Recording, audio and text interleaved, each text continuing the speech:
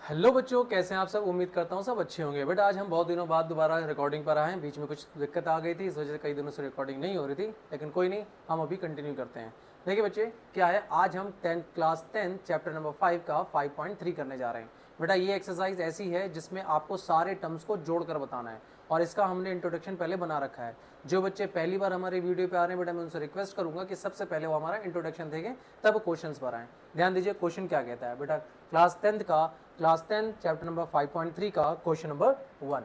ध्यान दीजिए क्या कहता है। क्वेश्चन नंबर 1 कहता है find the sum of the following AP. पहला कहता है 2, 7, 12 to 10 टर्म, यानी एक एपी है जो जिसका हमारा फर्स्ट सीरीज कहता है 2, 7, 12 और ऐसे करते करते 10th टर्म तक हमें जोड़कर बताना जो इसमें कह रहा है।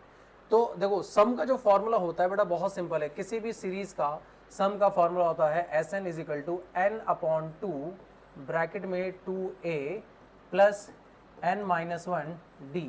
बस केवल आपको वैल्यू पुट करनी है। सम का फॉर्मूला बेटा बहुत इजी है, यही है n/2 2a प्लस n-1d। बस आपको ये याद करना और वैल्यू पुट करते चले जानी, आपकी वैल्यू अपने आप आ जाएगी। ध्यान दीजिए क्या कहता है, n का मतलब होता है नंबर ऑफ टर्म, कहां तक जोड़ना है। क्वेश्चन के हिसाब से आपको 10th टर्म तक जोड़ना है, तो 10th टर्म n की वैल्यू कितनी हो जाएगी बच्चे, n की वैल्यू हो जाएगी 10 और अपॉन आ जाएगा 2 ब्रैकेट में। अब a की वैल्यू क्या होता है बेटा, a आपको पहले से पता है, पहले की एक्सरसाइज आप कर चुके हैं जिसमें आपको पता था कि a का मतलब होता है पहला टर्म, पूरे सीरीज का पहला टर्म। पहला टर्म क्या है 2, तो आपने a की जगह पे वैल्यू पुट कर दी 2। n का मतलब अगेन टर्म, कितने टर्म तक है, 10वें नंबर तक निकाल कर कह रहा है, तो n का मतलब हो गया 10, 10 - 1 कितना हो जाएगा 9।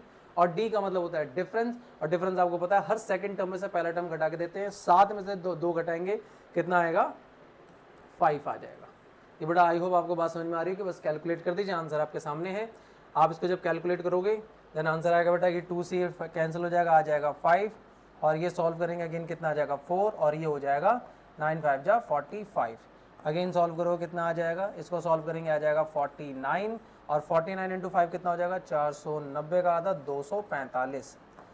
ठीक है बच्चे, इसका आंसर आएगा 245। यानी ये जो सीरीज है 2, 7, 12 ऐसे करते करते हम 10वें टर्म तक। बेटा पिछली एक्सरसाइज में क्या था, आपसे पूछता था कि बताइए 10वां टर्म क्या है, 10वां टर्म कौन सा होगा इसमें, लेकिन इसमें कह रहा है कि 10वें नंबर तक, 10वें टर्म तक जोड़कर बताना है कितना होगा।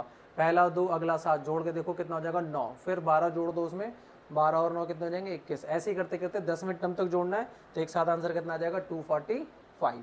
आई हुई बात समझ में आ रही होगी। अब इसका सेकंड पार्ट करके देखते बच्चे। सेकंड पार्ट क्या कहता है, सेकंड पार्ट जो है बच्चे, सेकंड पार्ट इसका जो कह रहा है वो कुछ ऐसे कह रहा है -37 -33 -29 टू 12 टर्म।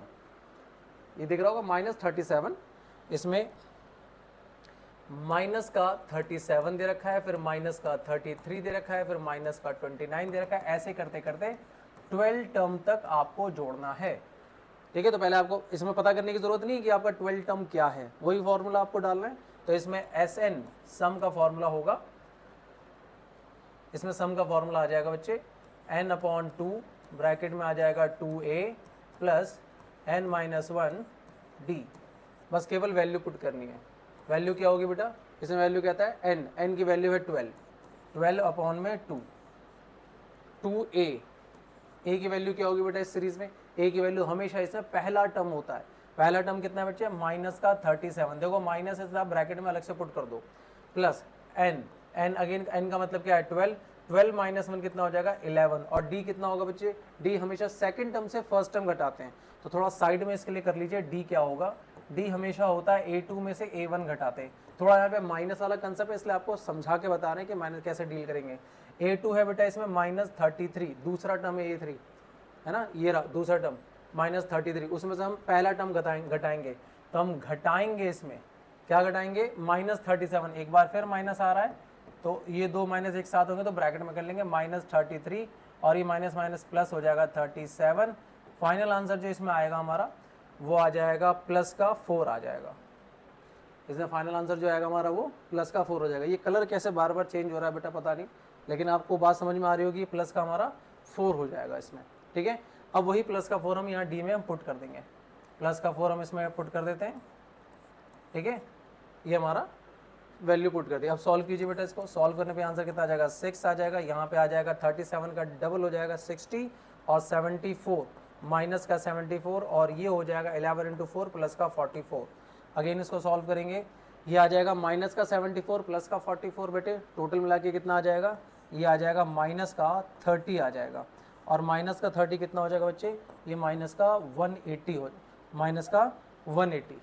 ठीक है बच्चे, ठीक है, आप चाहो तो अपना आंसर मैच कर लेना, ये आ जाएगा 180।